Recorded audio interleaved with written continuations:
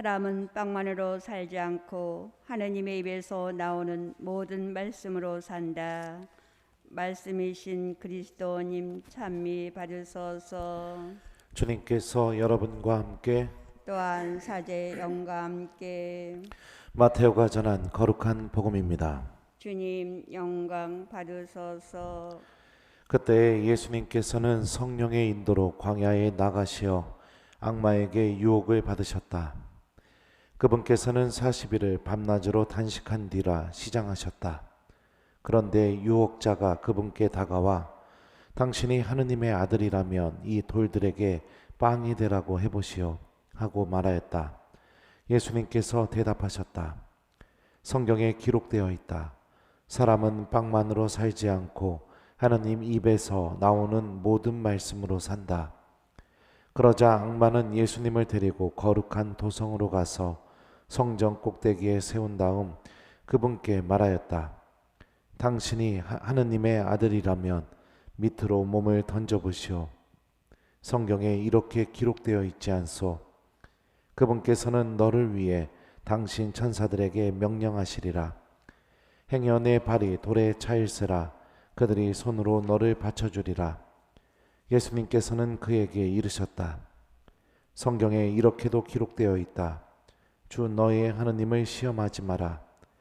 악마는 다시 그분을 매우 높은 산으로 데리고 가서 세상의 모든 나라와 그 영광을 보여주며 당신이 땅에 엎드려 나에게 경배하면 저 모든 것을 당신에게 주겠소 하고 말하였다. 그때 예수님께서 그에게 말씀하셨다. 사탄아 물러가라. 성경에 기록되어 있다. 주 너의 하느님께 경배하고 그분만을 섬겨라. 그러자 악마는 그분을 떠나가고 천사들이 다가와 그분의 시중을 들었다. 주님의 말씀입니다. 그리스도님 찬미합니다. 오소서 성령님. 성경에 기록되어 있다. 안녕하세요. 예, 저녁 미사는 별로 오고 싶지 않을 텐데 유혹이 컸을 거라고 생각합니다. 아닌가요? 역시 제 신자답습니다. 유혹이 전혀 없었군요. 그래요.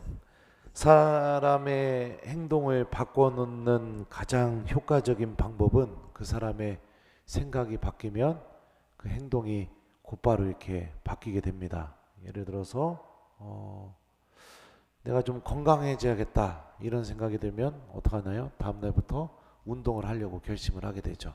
그죠? 또 내가 좀 노래를 좀 잘하고 싶다 그런 마음이 들면 어떡합니까? 좀 노래를 전문적으로 배워보려고 하는 그런 것들도 이렇게 행동으로 옮겨지게 됩니다. 일처럼 생각은 우리들의 행동도 바꿔놓고요. 또 어떤 생각은 우리들의 삶의 방향 자체를 완전히 변화시키는 그런 계기가 되는 생각들도 있습니다.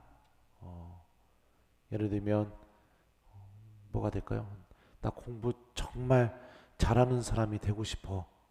이런 생각이 들게 되면 어떻게 됩니까? 다음 날부터 공부를 열심히 하는 사람으로 바뀌게 됐죠.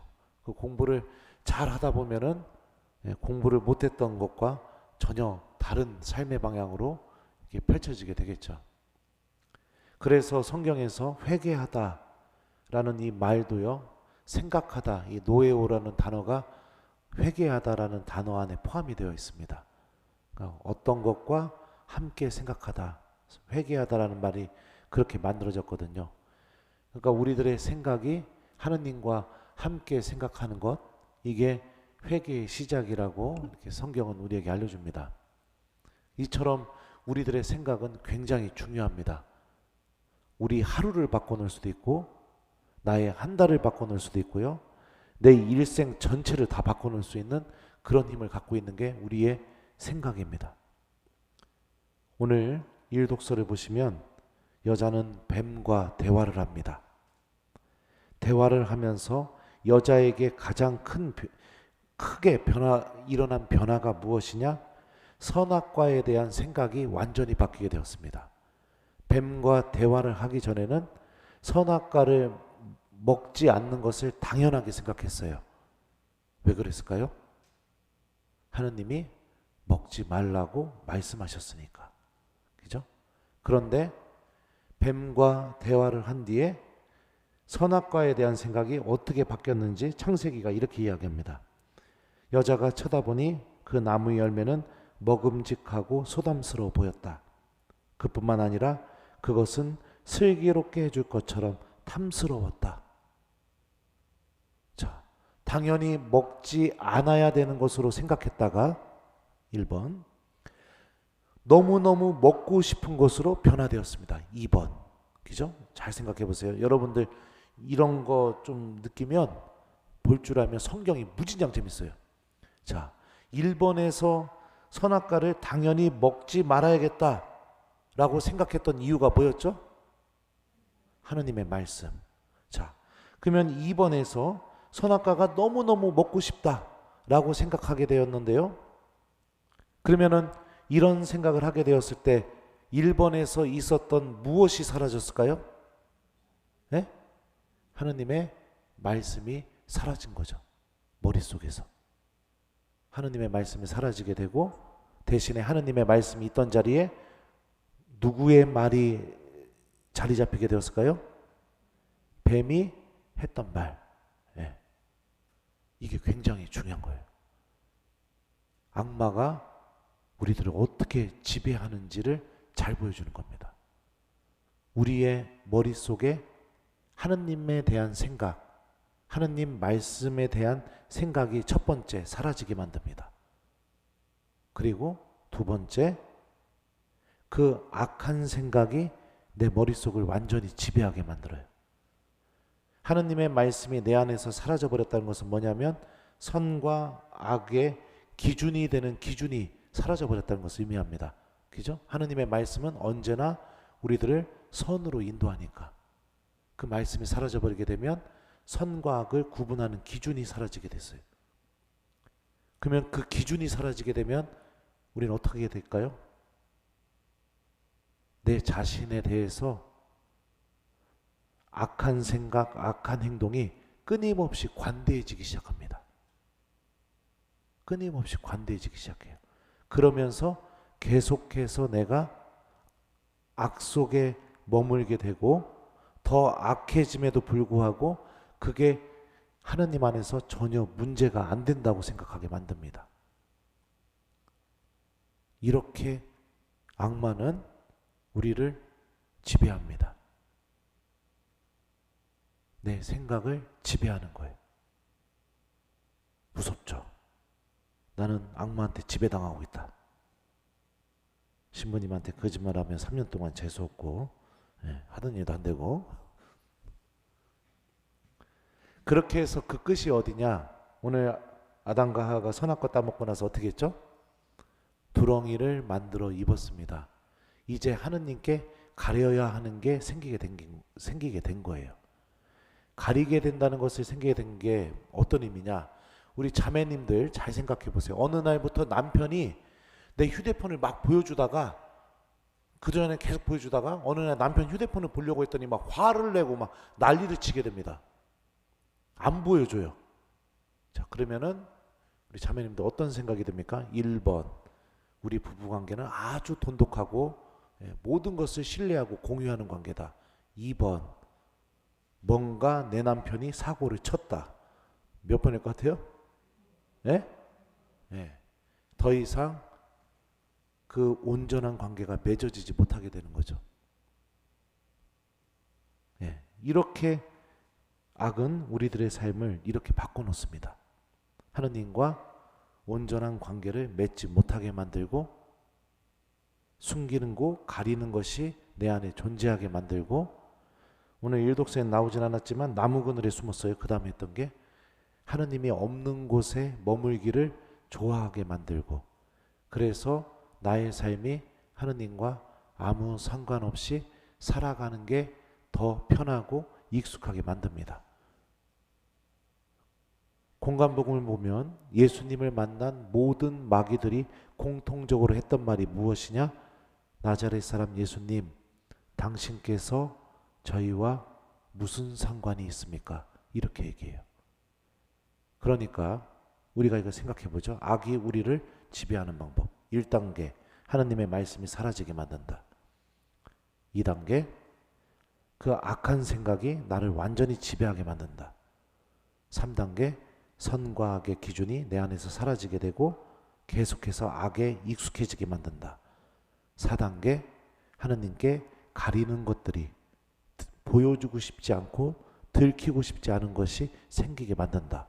5단계, 하나님과 아무 상관없는 삶을 더 좋아하게 만든다. 이렇게 됩니다. 이게 악이 우리들을 지배하는 방법이에요. 그래서 미사 안 나오는 게 편해요. 기도 안 하는 게 아무 문제가 없이 그렇게 생각이 돼요. 고해성사 안 보는 게 뭐 큰 문제가 아니라고 생각해요. 하나님과 관계를 맺지 않고 살아가는 나의 하루가 내가 구원받는 데 있어서 문제가 되지 않다고 생각해요. 더 중요한 건 뭐냐면 내 구원의 문제에 대해서, 내 영혼의 문제에 대해서, 죽음 이후에 하나님이 준비하신 하나님 나라와 영원한 생명에 대해서 진지하게 생각하지 않게 돼요. 그럼 어떡하느냐? 오늘 복음 보죠. 예수님의 마지막 유혹이 뭐였죠? 악마가 나타나서 세상에 모든 것을 보여주고 영광을 다 주면서 나한테 경배하면 그거 다 주겠다고 하잖아요. 그것만 쫓아가게 만드는 겁니다. 계속해서 하느님을 잃어버릴 것들을 갈망하게 만들어요. 그러니까 내가 신앙을 지키고 미사 드리고 기도하고 이것보다 이거 다 버리고 저기 가서 훨씬 더 재미있어 보이는 것을 얻고 싶어하고 훨씬 더 부유해지는 것을 갖고 싶어하고 훨씬 더 나를 돋보이게 만들고 내가 더 유능해지고 윤택해지는 것을 얻게 만들려고 합니다. 그 과정이 하느님을 버림을 통해서. 이게 악이 우리들을 지배하는 방법입니다. 이게 왜 우리가 조심해야 되느냐? 여기에 한번 빠지게 되면은요, 하나님과 아무 상관없는 삶에 너무 익숙해져 버렸기 때문에 죽는 그 순간까지 하나님을 선택하지 않습니다. 죽는 그 순간까지. 오히려 하나님과 함께하는 시간을 가지려고 하면 속에서 막 난리가 납니다. 그런 분들이 있어요. 예. 냉담하시는 분들 중에 성당 가자고 하면 화내고, 집에서 부인이 기도하려고 촛불 켜면 어떡합니까? TV 소리 더 크게 켜고 누워가지고 같이 기도도 안 해주고 이럽니다. 이게 철저하게 악에 지배당하고 있는 상태입니다. 여기서 여러분들은 구분해야 돼요. 악에 지배당하는 것과 마귀 들린 것은 다른 거예요. 마귀 들린 것은 마귀가 내 영혼을 완전히 사로잡은 것을 의미하는 거고, 악에 지배당한 것은 내가 하느님과 아무 상관없이 살아가는 그 상태에 아주 익숙해지게 만드는 게 이게 악의 지배인 겁니다. 이렇게 삶을 살아가게 되면 결국에 우리들을 기다리는 것은, 삶의 끝은 하느님의 자비와 사랑, 구원, 영원한 생명이 아닌 겁니다. 평생을 그렇게 살지 않았기 때문에. 하느님이 없는 단절히 나를 기다리고 있는 겁니다.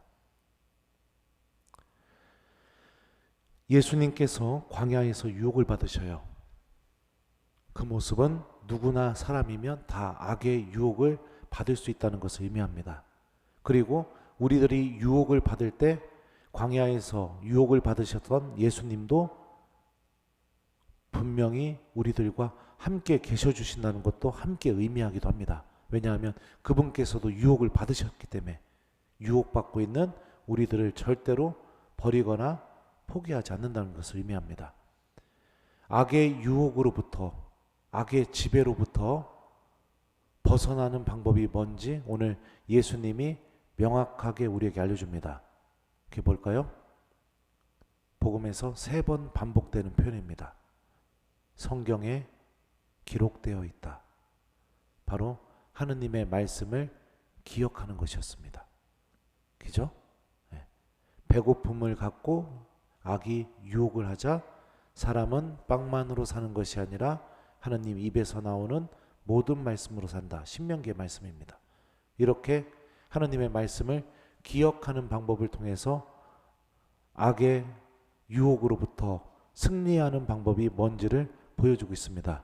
이거는 하와가 처음으로 악에 넘어지게 됐던 이 첫 단계를 회복하는 겁니다. 그게 뭐죠? 선악과를 따먹기 전에 하느님의 말씀이 머릿속에 있었다는 거. 이게 사라지게 만들고 악은 이게 사라지게 만들었었죠. 그러니까 사랑하는 우리 교우 여러분들, 하느님의 말씀을 우리가 기억하는 것은 굉장히 중요한 겁니다. 그래야 우리들의 신앙생활이 악의 지배를 당하지 않습니다. 우리들의 신앙생활이 하느님과 깊은 관계를 맺는 은총의 길로 넘어가게 됩니다. 그렇지 않으면 미사 외에는 하느님과 그 어떤 관계도 맺지 않고 살아가게 돼요.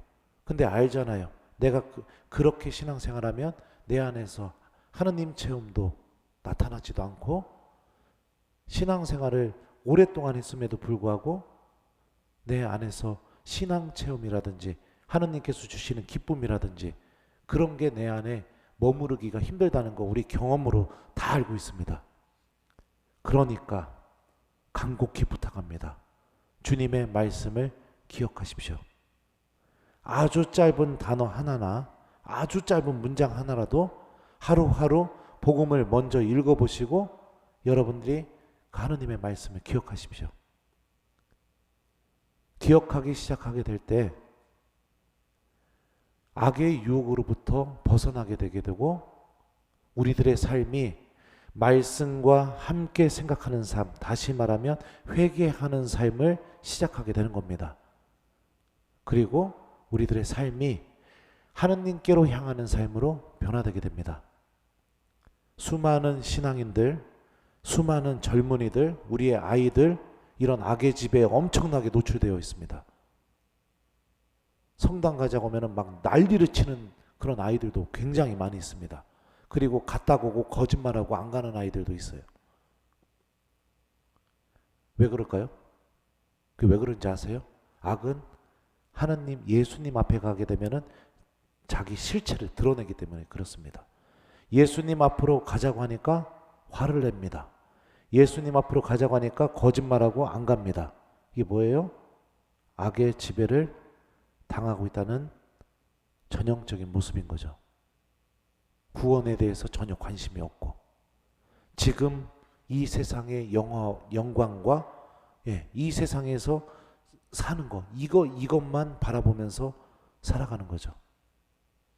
여러분들의 영혼이 하느님 나라를 바라볼 수 있어야 됩니다.